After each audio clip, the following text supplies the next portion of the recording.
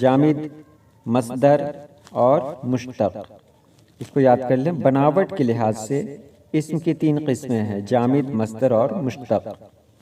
اس میں جامد وہ اسم ہے جو نہ تو خود کسی اسم سے بنا ہو اور نہ کوئی اسم اس سے بن سکے۔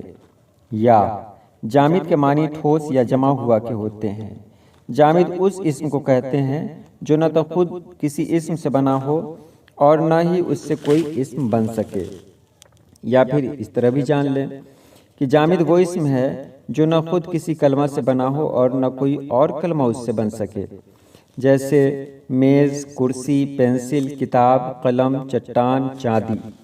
اس کو اس طرح جان لیں کہ یہ جو آپ نے الفاظ دیکھے، میز سے کوئی اور نیا لفظ نہیں بن سکتا ہے۔ بہت بنائیں گے آپ تو میز سے پلورل کر سکتے ہیں، یعنی جمع بنا سکتے ہیں، تو جمع کو گنتی میں نہیں کیا گیا ہے۔ تو میز سے آپ کچھ نیا نہیں بنا سکتے ہیں، آپ پٹنہ سے کچھ نیا نہیں بنا سکتے ہیں، کرسی سے نہیں بنا سکتے ہیں، کتاب سے نہیں بنا سکتے ہیں، لڑکا سے نہیں بنا سکتے ہیں۔ جامد وہ اسم ہے جس سے کوئی دوسرا اسم نہ بن سکے، اور جامد کسی اور اسم سے نہیں بنا ہے۔ جیسے دیکھیے میز کسی اور اسم سے نہیں بنا، یہ میز ہے ایک ایسا اسم ہے جو نہ خود کسی سے بنا ہے اور نہ اس سے کوئی دوسرا لفظ بنا ہے۔ اور اگلا ہے مصدر۔ مصدر وہ اسم ہوتا ہے جو کام کے معنی دیتا ہے لیکن اس میں کوئی زمانہ نہیں پایا جاتا ہو، یعنی اس میں کوئی ٹینس نہیں ہو۔ آپ مصدر کو اس طرح بھی جان سکتے ہیں کہ جس طرح کسی بھی چیز کا نام ہے، کسی بھی جگہ کا نام ہے، اسی طرح کام کا بھی نام ہوتا ہے۔ جیسے آنا جانا، کھانا پینا، تو مصدر کام کے نام کو کہتے ہیں لیکن اس میں کوئی زمانہ نہیں ہے۔ جیسے آنا، پتہ نہیں چلا کہ اس میں یہ کب آیا گیا، ماضی میں یہ کام ہوا، حال میں ہو رہا ہے یا پھر مستقبل میں ہوگا۔ تو مصدر میں کام کا نام تو ہے لیکن یہ پتہ نہیں چلتا ہے کہ کام کون سے زمانے میں ہو رہا ہے۔ اس سے مقررہ قاعدوں کے مطابق کئی اسم اور فعل بن سکتے ہیں۔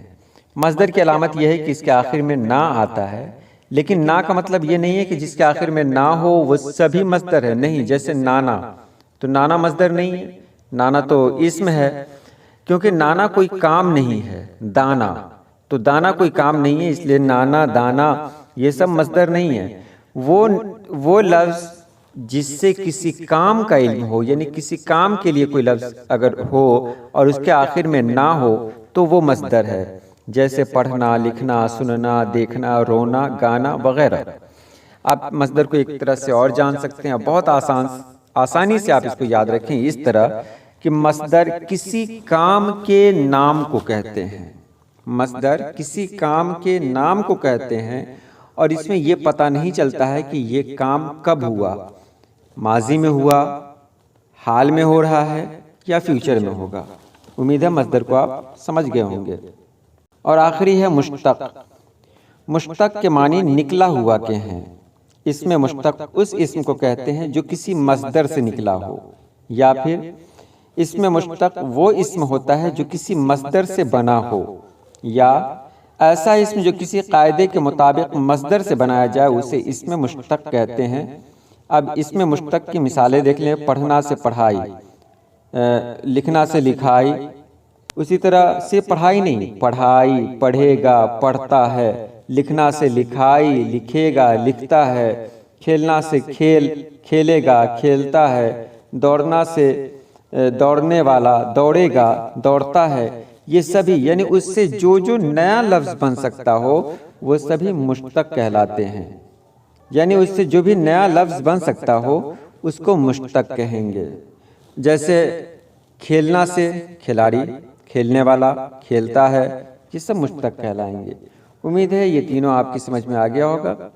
چلیے آج کے لیے اتنا ہی۔ اللہ پاک آپ سبھی لوگوں کو خوش رکھے، آباد رکھے۔ اللہ حافظ۔